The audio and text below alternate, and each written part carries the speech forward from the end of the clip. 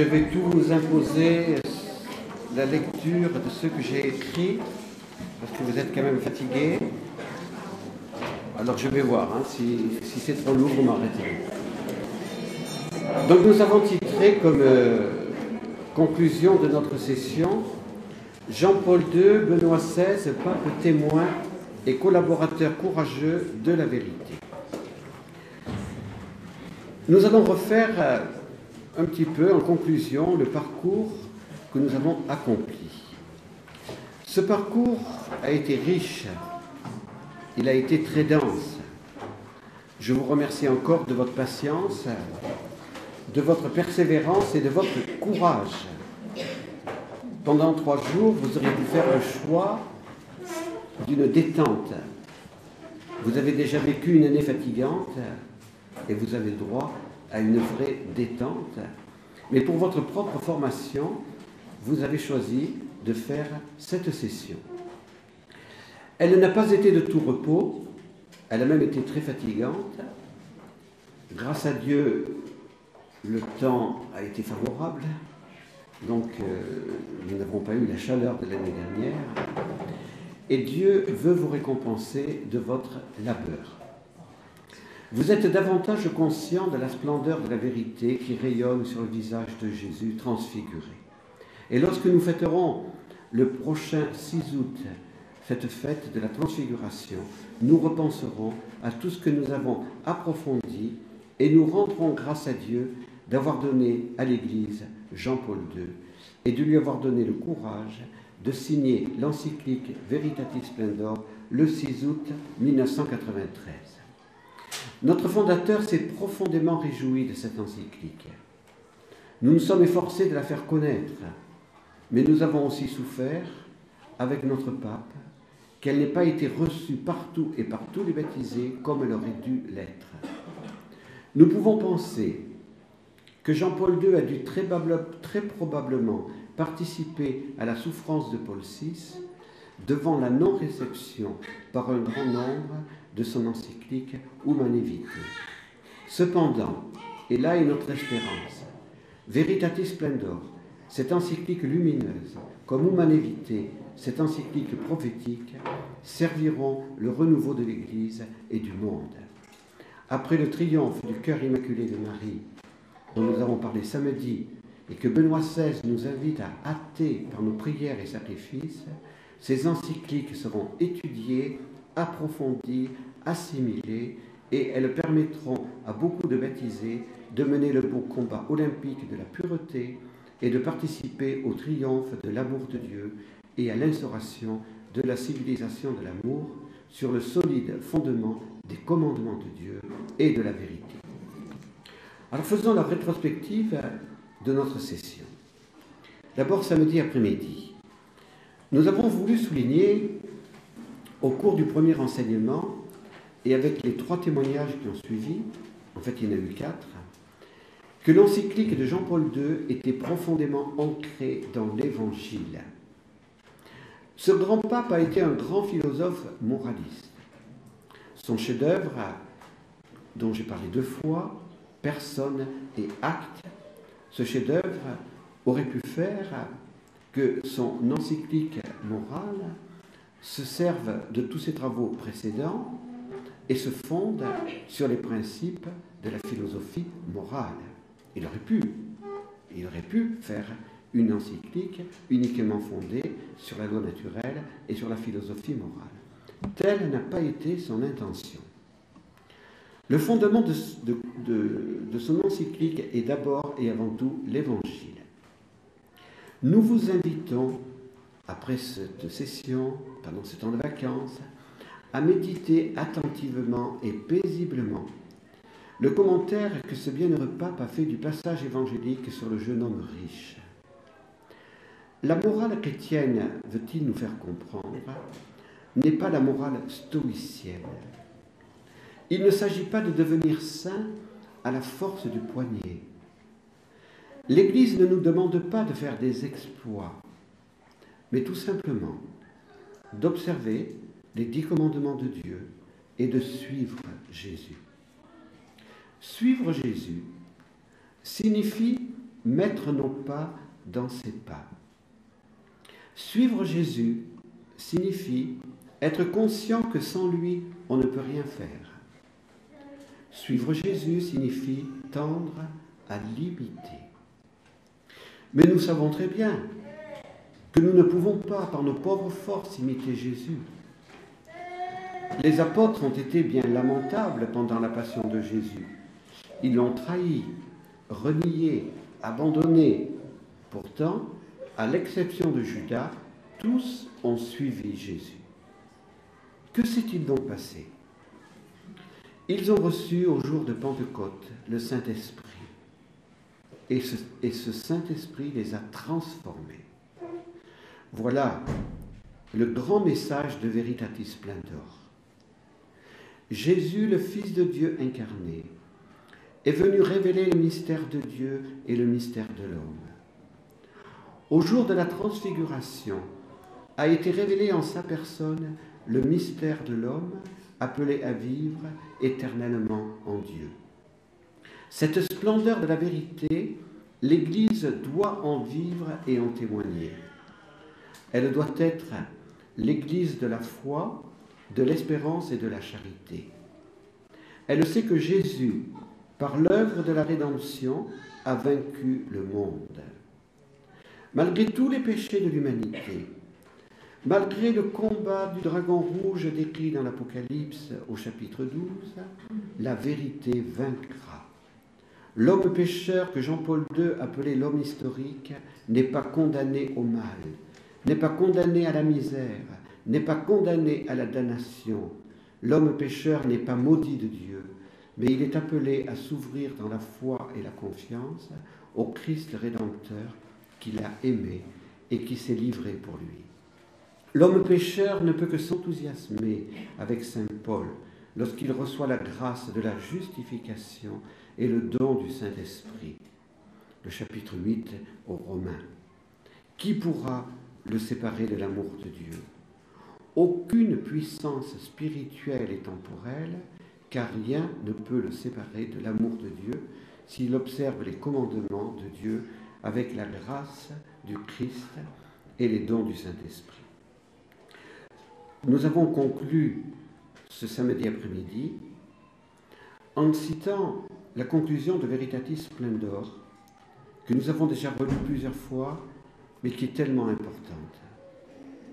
Marie est un signe lumineux et un exemple attirant de vie morale.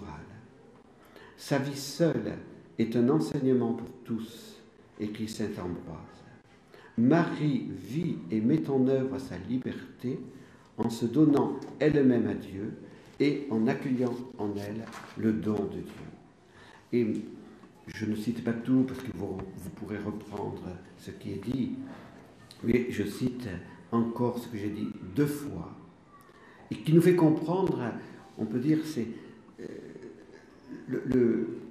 la volonté profonde de Jean-Paul II. Jean-Paul II qui est le témoin du Christ, Jean-Paul II qui est le vicaire du Christ, qui voit que l'homme s'égare lorsqu'il s'égare de Dieu. Eh bien, Jean-Paul II a voulu conclure par cette phrase, par ce passage si important. Pour la même raison, la Vierge Marie n'accepte pas que l'homme pécheur soit trompé par quiconque prétendrait l'aimer en justifiant son péché, car elle sait qu'ainsi le sacrifice du Christ, son Fils, serait rendu inutile. Aucun acquittement futile, prononcé par des doctrines philosophiques ou théologiques complaisantes, ne peut rendre l'homme véritablement heureux. Seule la croix et la gloire du Christ ressuscité peuvent pacifier sa conscience et sauver sa vie. Voilà, je crois que tout ce que Jean-Paul II veut faire passer est dit là. Les témoignages qui ont suivi notre enseignement vous ont fait comprendre qu'en fin de compte, le message fondamental de l'encyclique est l'appel à la sainteté. Cet appel, Jean-Paul II l'a tant de fois fait retentir dans le monde. Au cours du jubilé de l'an 2000, il l'a fait d'une manière plus intense encore. J'entends encore sa voix dans ma mémoire. N'ayez pas peur d'être des saints, soyez ce que vous devez être, et vous mettrez le feu de l'amour dans le monde. Cet appel, j'en suis convaincu, Jean-Paul II nous l'adresse au terme de cette session. Nos paroles ne doivent pas être contredites par notre vie, alors prenons cette décision de marcher sur le chemin de la sainteté. Samedi soir, nous avons abordé la première partie du chapitre 2 de l'encyclique. Ce chapitre, nous l'avons dit et redit, est très difficile. Pourquoi est-il si difficile? Tout simplement parce que Jean-Paul II a voulu synthétiser les principales erreurs enseignées en théologie morale dans des universités catholiques ou dans des ouvrages théologiques. Une synthèse est toujours très difficile à comprendre si l'on n'a pas connaissance du traité de théologie morale dont il est fait synthèse. Jean-Paul II ne pouvait pas être analytique dans ce chapitre 2, sinon il aurait fallu plusieurs tomes pour Veritatis Splendor.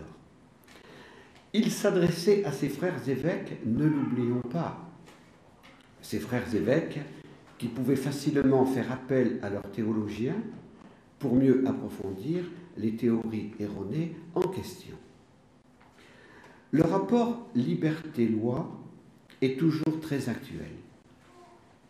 L'homme de notre temps est assoiffé de liberté. Nous le voyons plus particulièrement encore avec la grave crise qui secoue les pays arabes et qui est loin d'être surmontée, puisque pendant que nous faisons la session, en Égypte, de nouveau, on est descendu sur la place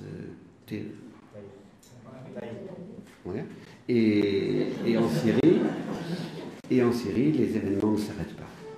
Voilà. Donc, il y a une crise grave. La France est fière de se présenter comme la nation dont la devise est liberté, égalité, fraternité. Les États-Unis d'Amérique se veulent les défenseurs de la liberté. L'Église ne peut pas rester silencieuse sur ce thème de la liberté. Elle ne peut pas, bien évidemment, accepter que des théologiens moralistes enseignent des théories contraires à la révélation, mais aussi à la loi naturelle. Jean-Paul II a montré, en s'appuyant sur l'écriture, la tradition et sur une sainte anthropologie, que l'homme n'est pas liberté absolue, mais qu'il est créé à l'image de Dieu. Sa liberté lui est donnée par Dieu. Cette liberté est fragile. Par le péché, il peut tomber dans l'esclavage. Dieu a fait don à son peuple de la loi des 10 commandements. Cette loi explicite le contenu de la loi naturelle que tout homme pourrait découvrir et devrait découvrir par sa raison.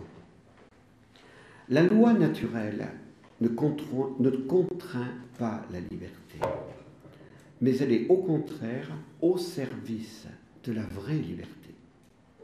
L'homme devient pleinement libre en imitant Jésus qui a parfaitement accompli la volonté de son Père. La Vierge Marie est aussi pour nous modèle de la parfaite liberté spirituelle obtenue par l'obéissance à la loi de Dieu sous la conduite de l'Esprit Saint.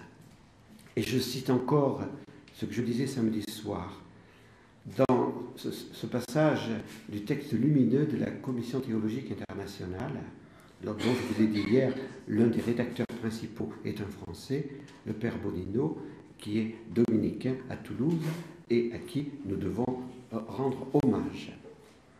Avec la loi nouvelle, qui est une loi essentiellement intérieure, loi parfaite de liberté, le désir d'autonomie et de liberté dans la vérité qui habite le cœur de l'homme atteint ici-bas, sa plus parfaite réalisation. C'est du plus intime de la personne habitée par le Christ et transformée par l'Esprit que jaillit son agir moral. Mais cette liberté est tout au service de l'amour. Vous, mes frères, vous avez été appelés à la liberté. Seulement que cette liberté ne se tourne pas en prétexte pour la chair, mais par la charité Mettez-vous au service les uns des autres. Nous vous invitons aussi à particulièrement approfondir ce que Jean-Paul II n'a fait que citer brièvement sur cette très grave erreur. La liberté ne concerne pas seulement notre esprit, elle concerne aussi notre corps. Considérer que tout ce qui relève du corps n'aurait aucune influence sur notre liberté entraînerait des conséquences désastreuses dans le domaine des mœurs. Ainsi, on pourrait s'auto-justifier et considérer que l'on peut bien être disciple de Jésus tout en ayant des relations homosexuelles, en vivant en état d'adultère, etc., etc. Nous devons particulièrement garder en mémoire cette conviction énergique de Jean-Paul II qui vaut pour tous les hommes de tous les temps. Le corps et l'âme sont indissociables, ils demeurent ou ils se perdent ensemble. La théorie du gender, qui va être de plus en plus répandue, pourrait être justifiée par cette théorie erronée et si dangereuse. Pierre-Olivier Ardouin n'a pas pu cette année participer à notre session car il travaille pour sa thèse. Il nous a si souvent parlé de cette théorie et de la grave erreur actuelle, le rejet de la nature. Jean-Paul Sartre fait partie des philosophes qui ont contribué à ce rejet. L'évidence pourtant est là. L'homme n'est pas Dieu. Il est une créature de Dieu. Il est créé en étant limité par sa nature. Refuser la nature, c'est refuser la réalité. Refuser le fait que l'on est homme ou femme, c'est refuser la réalité. Soyons donc des témoins courageux de ce premier chapitre de Veritatis Splendor. Il y va non seulement du salut des âmes, mais aussi de la subsistance de l'humanité. Car que deviendrait l'humanité si la théorie du gender s'imposait? Les témoignages vous ont permis de constater que tous vous rencontriez les mêmes difficultés dans l'éducation de vos enfants ou dans votre témoignage de chrétien. Ces témoignages devraient nous faire toucher du doigt l'importance de faire connaître la loi naturelle. À ce propos, comme Pierre-Olivier Ardouin l'avait dit l'année dernière, il est très important d'approfondir le texte de la Commission théologique internationale sur la loi naturelle. C'est un texte très précis, très clair et qui s'adresse à tous les hommes de bonne volonté. L'enseignement moral sur la loi naturelle fait partie du patrimoine culturel de l'humanité. Dimanche matin, nous avons abordé la deuxième partie du deuxième chapitre, Conscience, vérité. Ce thème était l'objet de notre forum de février en ce même foyer de Sens. Benoît XVI, mieux que nous, comprend l'ampleur du combat dans lequel nous sommes engagés. C'est lui qui a créé l'expression « dictature du relativisme ». Cette expression signifie le combat des ténèbres contre la lumière, du mensonge contre la vérité. Beaucoup aujourd'hui ne savent plus ce qu'est la vérité, ou alors ils feignent de ne pas le savoir, en prenant à leur compte la question de Pilate, qu'est-ce que la vérité? Il est donc urgent de rappeler que la conscience morale ne crée pas les valeurs morales, elle est au plus intime de notre être le témoin de ces valeurs. Elle est comme la voix de Dieu qui me commande de faire le bien et d'éviter le mal. Grâce à Jean-Paul II, nous avons mieux compris ce rôle de la conscience morale. Mais grâce à lui aussi, nous devons souligner que la conscience morale n'empêche pas la mission personnelle de chacun, n'éteint pas le dynamisme de la liberté, son enthousiasme, sa créativité. Elle les permet tout au contraire. En effet, En commandant fermement de ne pas faire le mal, la conscience morale préserve la liberté personnelle et la maintient dans la grâce de Dieu et la liberté spirituelle. En demandant de faire le bien, la conscience morale libère des énergies d'amour exceptionnelles qui ne sont mesurées par aucune limite et qui ont permis aux saints de faire œuvre d'authentique créativité pour la gloire de Dieu et le service de tant de frères blessés ou découragés. Redisons encore, le magistère ne crée pas d'inutiles conflits de conscience, mais il est un nouveau don de Dieu pour permettre à la conscience éclairée de demeurer dans la vérité, car l'homme n'est vraiment libre que dans la vérité. Les témoignages ont montré votre difficulté de témoigner de la vérité en notre monde où le mensonge règne. Témoignages de parents qui doivent sans cesse revoir avec leurs enfants cette question de la vérité parce que à l'école, avec leurs amis, dans les milieux de loisirs, etc., ils entendent beaucoup de choses contraires à ce qu'ils ont déjà entendu. Témoignage aussi de ceux qui, dans ce monde du travail, dans la famille, et nous avons eu un témoignage très poignant aussi, nous ont montré bien, que pour être témoin de la vérité, on participe souvent à la croix de Jésus. Mais Jean-Paul II nous dit, n'ayez pas peur, la vérité rend libre. Et imitant Sainte Thérèse de l'Enfant Jésus, je n'ai jamais cherché que la vérité. Dimanche après la messe, nous avons abordé la troisième partie du deuxième chapitre. Pas très facile à assimiler, pas très facile pour moi non plus à présenter, pour essayer de vous la présenter d'une façon simple. Il est bien évident que lorsque l'on entend pour la première fois une synthèse sur la théorie morale de l'option fondamentale, on peut vraiment être dérouté. Et si vous n'avez pas été dérouté, c'est que peut-être je n'ai pas été assez simple pour vous faire comprendre la question.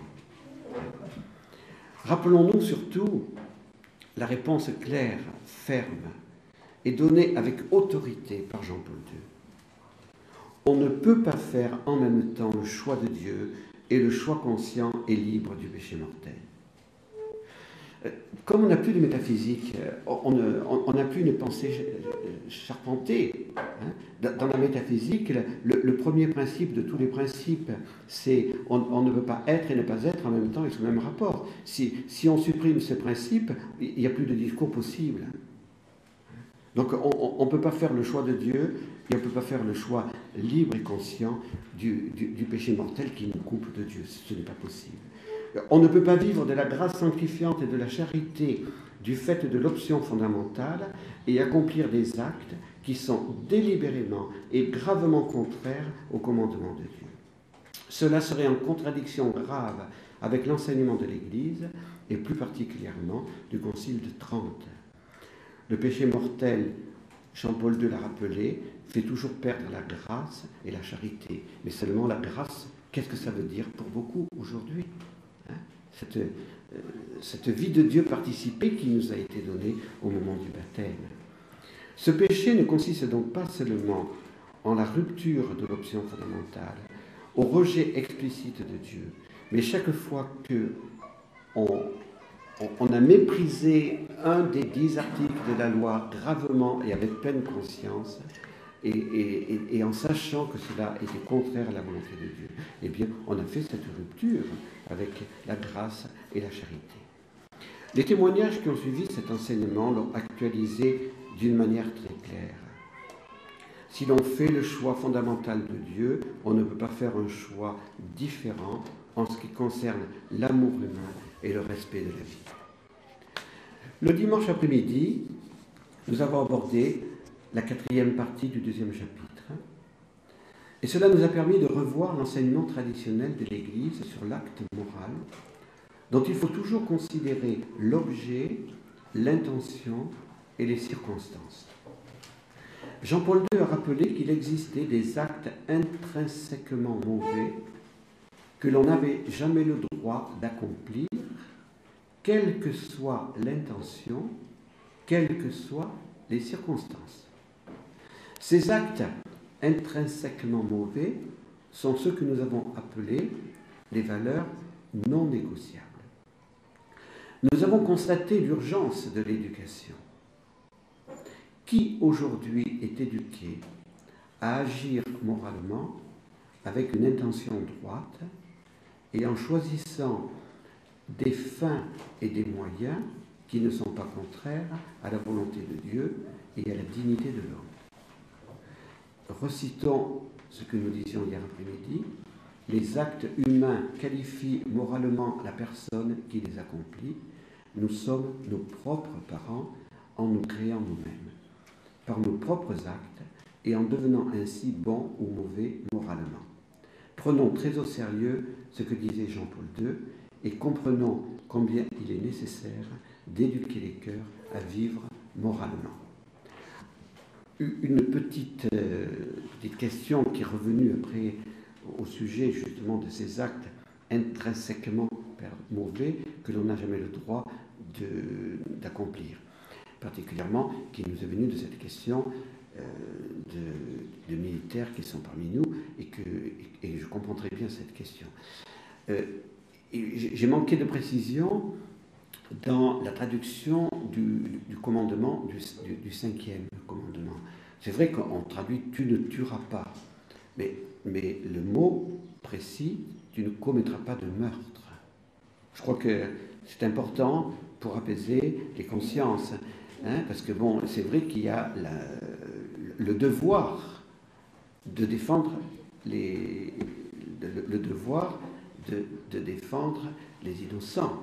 Donc un militaire n'est pas devenu militaire pour tuer, mais pour défendre, pour protéger. Voilà. Alors donc, je pense que là aussi, il faut bien voir ce qui a été précisé, puisque la peine de mort dans la Bible existait. Hein? Donc, elle n'est pas contraire à la loi naturelle, même si aujourd'hui Jean-Paul II dit qu'il faut tout faire pour l'éviter, pour trouver d'autres moyens plus conformes à la dignité de la personne humaine. Voilà, je pense que c'est un sujet qui mériterait des approfondissements et qui mérite d'entendre d'abord, parce qu'on ne peut pas répondre de façon théorique. Hein, il faut entendre ceux qui sont justement sur le terrain et entendre leurs questions, parce que ce sont eux qui peuvent nous donner aussi les réponses. Le dimanche soir, nous avons abordé le 3e chapitre de Veritatis Splendor que nous avons fini ce matin.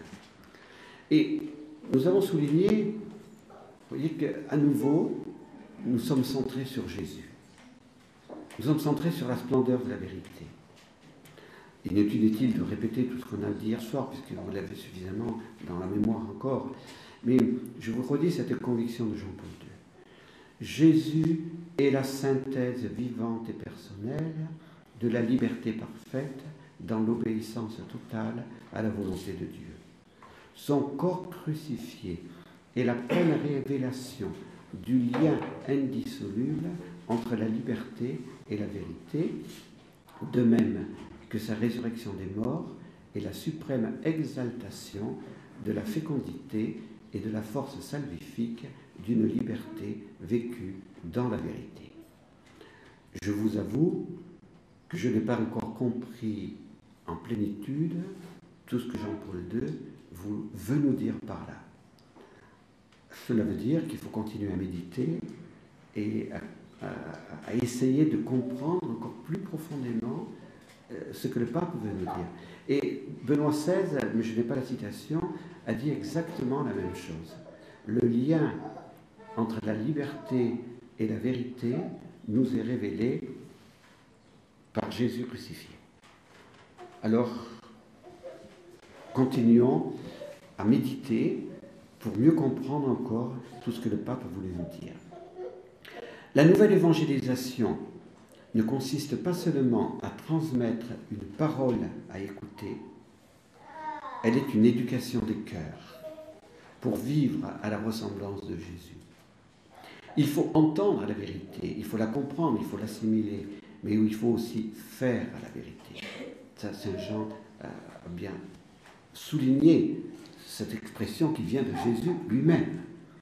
Dans ce 3e chapitre, Jean-Paul II reprend le passage évangélique du jeune homme riche, commenté dans le 1er chapitre, pour indiquer aux hommes ce qu'il fallait faire pour obtenir la vie éternelle. Pour que la croix du Christ ne soit pas réduite à néant, il est nécessaire que la nouvelle évangélisation soit réalisée dans son intégralité. La transmission de la foi, Loïc l'a rappelé hier, et nous l'avions redit l'année dernière au cours de notre session, consiste à transmettre les 12 articles du symbole des apôtres, les 7 sacrements, les 10 commandements de Dieu et les 7 demandes du Notre Père. Pour réaliser la nouvelle évangélisation, nous avons dit ce matin, le programme donné par Jean-Paul II en 1988, avec 3 défis importants: reconstruire l'unité dans la vérité en écoutant le message du Christ et en le vivant avec cohérence. Ça, c'est tout à fait Veritatis Splendor. Donc, il faut reconstruire ce qui était la force de l'Europe à la fin du 1er millénaire. Deuxième, réagir avec courage et décision contre la déchristianisation. Je crois que là aussi, il faut que nous soyons tous bien d'accord sur cette œuvre.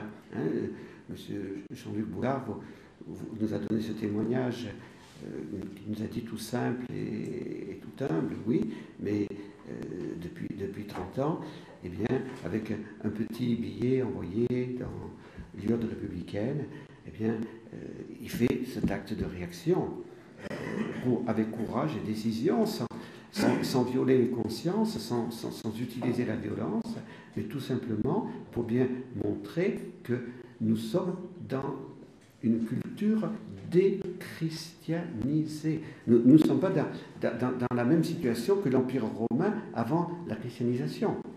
Nous ne sommes pas une culture qui est marquée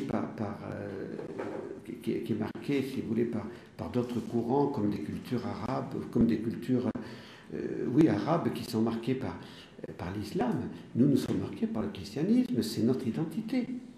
Et Benoît XVI a loué le courage des hommes politiques italiens qui ont demandé de garder les croix dans les établissements publics, parce que la croix pour l'Italie était le signe de la culture italienne.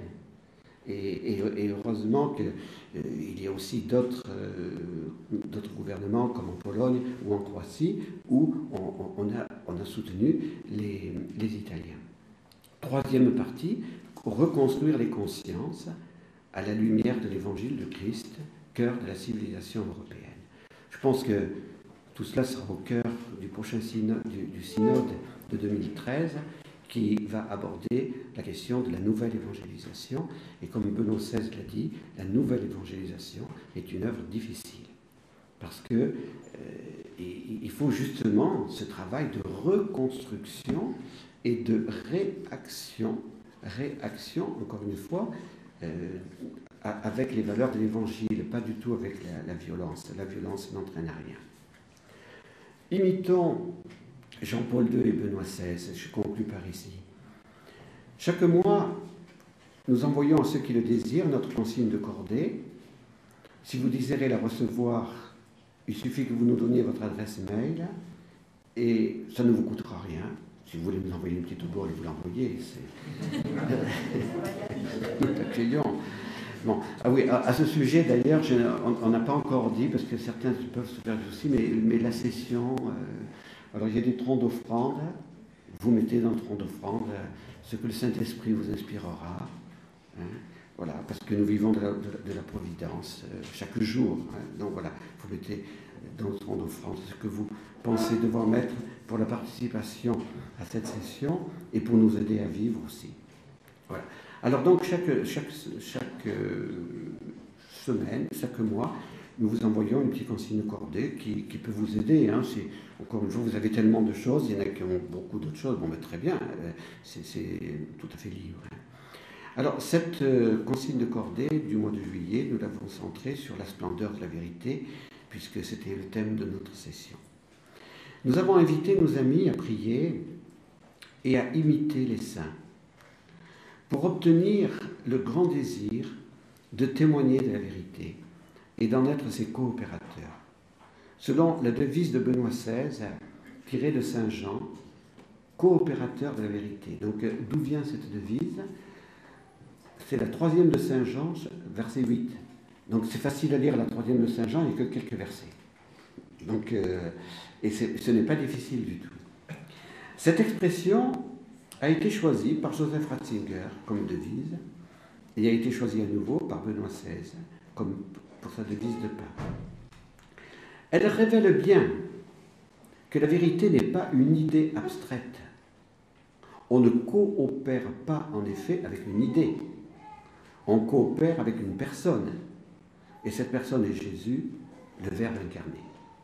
Comprenons que dans notre contexte relativiste, il est urgent que se lèvent, à la suite de Jean-Paul II et de Benoît XVI, de nouveaux coopérateurs de la vérité pour s'opposer aux dictatures du relativisme qui veulent imposer des contre-valeurs comme la théorie du gender, le mariage homosexuel, le déni du caractère sacré de la vie humaine. Ça aussi, on vient d'inventer, avec les mots, déni de grossesse.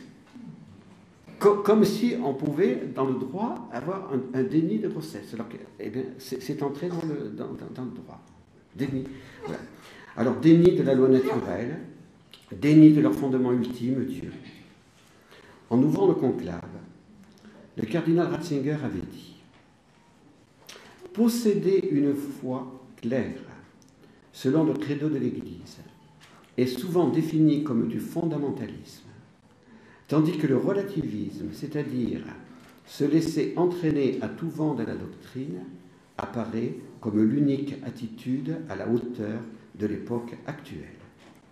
L'on est en train de mettre sur pied une dictature du relativisme qui ne reconnaît rien comme définitif et qui donne comme mesure ultime uniquement son propre ego et ses désirs. Que Jésus soit notre modèle. Je ne suis venu dans le monde que pour rendre témoignage à la vérité. Soyons des pèlerins de la vérité, avec Benoît XVI. Saint Jacques le Majeur, que nous allons bientôt fêter, a été ce pèlerin, le premier apôtre martyr. Il s'est dépensé sans compter pour l'évangélisation. Saint Ignace de Loyola, que nous fêterons aussi à la fin du mois de juillet, après sa conversion, n'avait plus qu'un seul grand désir, la plus grande gloire de Dieu. Jean-Paul II nous dit, au terme de cette session, numéro 117 de son encyclique, « Dans le cœur du chrétien, au plus profond de tout être humain, se fait toujours entendre la question qu'adressa un jour à Jésus le jeune homme de l'Évangile. « Maître, que dois-je faire de bon pour obtenir la vie éternelle ?» Mais c'est au bon maître qu'il faut l'adresser, parce que lui seul peut répondre dans la plénitude de la vérité, en toutes circonstances, dans les situations les plus diverses. Et lorsque les chrétiens lui adressent cette question, qui monte de leur conscience, le Seigneur répond par les paroles de l'alliance nouvelle confiée à son Église. Or, comme le dit l'apôtre à son propre sujet, nous sommes envoyés annoncer l'Évangile, et cela sans la sagesse du langage, pour que ne soit pas réduite à néant la croix du Christ. C'est pour cela que la réponse de l'Église à la question de l'homme possède la sagesse et la puissance du Christ crucifié, la vérité qui se donne. Quand les hommes présentent à l'Église les questions de leur conscience, quand à l'intérieur de l'Église, les fidèles s'adressent à leurs évêques et à leurs pasteurs, c'est la voix de Jésus-Christ, la voix de la vérité sur le bien et le mal qu'on entend dans la réponse de l'Église. Dans la parole prononcée par l'Église retentit à l'intime de l'être la voix de Dieu qui seul est le bon, qui seul est amour. C'est encore l'apôtre Paul qui nous invite à la confiance, parce que notre capacité vient de Dieu. C'est lui qui nous a rendus capables d'être les ministres d'une alliance nouvelle, une alliance qui n'est pas celle de la lettre et de la loi, mais celle de l'esprit. Le Seigneur, c'est l'esprit, et là où est l'esprit du Seigneur, là où l'Esprit du Seigneur est présent, là est la liberté. Et nous tous, qui le visage découvert, réfléchissons comme en un miroir la gloire du Seigneur, nous sommes transformés en cette même image, allant de gloire en gloire par l'action du Seigneur qui est Esprit. Le Père, quant à la Messa, prédicateur de la maison pontificale, disait le 30 octobre 2005, ça sera la conclusion, quelques mois après la mort de Jean-Paul II et l'élection de Benoît XVI. Jésus est la révélation suprême et définitive de Dieu aux hommes, qui contient toutes les révélations partielles qui ont eu lieu avant ou après lui. Il ne s'est pas limité à nous révéler qui est Dieu, il nous a également dit ce que Dieu veut, quelle est sa volonté sur nous. Il faut rappeler cela à l'homme d'aujourd'hui, tenté par le relativisme éthique. Jean-Paul II l'a fait avec l'encyclique Veritatis Splendor, et son successeur Benoît XVI ne se lasse pas d'y insister. Et Benoît XVI, en janvier 2006, disait au corps diplomatique accrédité « Le mensonge se revêt souvent d'une apparente vérité, mais en réalité il est toujours sélectif et tendancieux, orienté de manière égoïste vers une instrumentalisation de l'homme et en définitive vers sa soumission. Des systèmes politiques du passé, mais non seulement du passé, en sont une preuve amère. À l'opposé se situe la vérité et la véracité qui portent à la rencontre d'autrui, à sa reconnaissance et à l'entente. Par la splendeur qui lui est propre, la splendor veritatis, la vérité ne peut pas ne pas se répandre, et l'amour du vrai est, par son dynamisme intrinsèque, tout tourné vers une compréhension impartiale et équitable et vers le partage en dépit de toutes sortes de difficultés. Ô Marie, Mère du Verbe incarné, Mère de la vérité en personne, Notre-Dame des Neiges et Mère de la miséricorde, bénis-nous et permets-nous de participer avec Benoît XVI, les évêques unis à lui, les prêtres, les diacres, les consacrés et les laïcs, à la nouvelle évangélisation. Rends-nous témoins et coopérateurs courageux de la vérité. Voilà.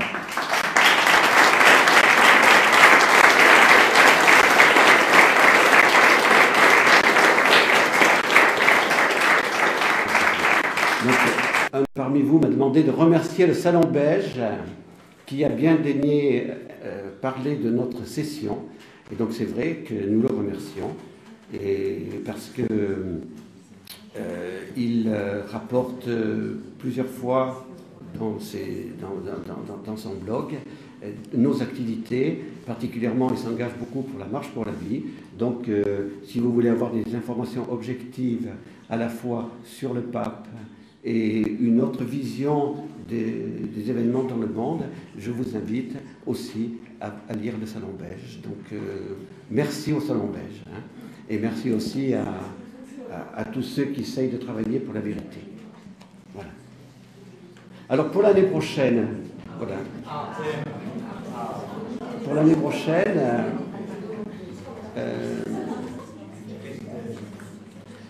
il me semble d'abord que pour le forum du mois de février, alors le forum donc se déroule un petit peu d'une manière, enfin assez libre aussi, hein, mais c'est davantage des partages aussi, des questions, chacun intervient. On pourrait prendre pour le forum Foi et raison. Voilà, hein, Foi et raison, l'encyclique de Jean-Paul II qui est très importante. Donc le forum se fera au mois de février, au mois de février, voilà. Bon, et pour la session, voilà, j'avais cette idée, puisqu'on a quand même beaucoup fait maintenant avec Jean-Paul II. Donc on a fait Humanité Vitae, de Novité, la transmission de la foi, bon, c'était Joseph Ratzinger, cette fois-ci Veritatis Splendor.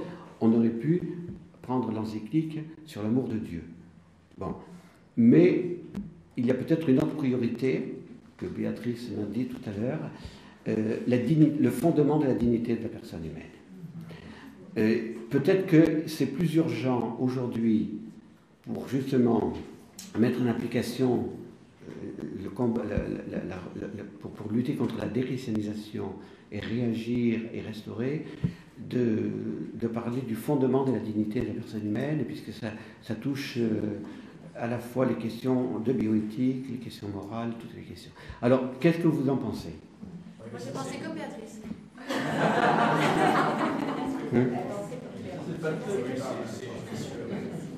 C'est judicieux et on verra peut-être là, c'est un sujet qui intéresse. De toute manière, en Europe, Pierre-Olivier Ardouin, c'est sûr. Mais il sera thésard à ce moment-là. Bon, il faut le soutenir pour qu'il puisse dans sa thèse. On voit bien une crise quand même de l'identité aux États-Unis. Oui, là-bas, allez-y.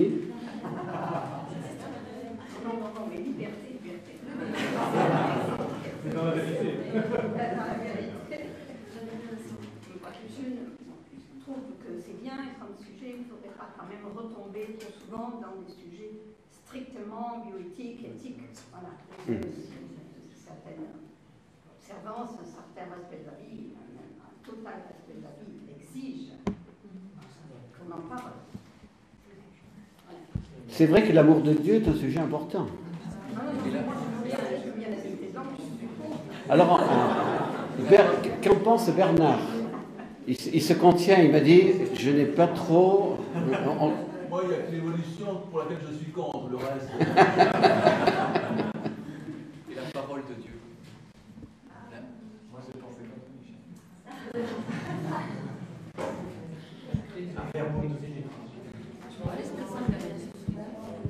Bon, alors on va continuer à réfléchir. D'abord, simplement pour savoir,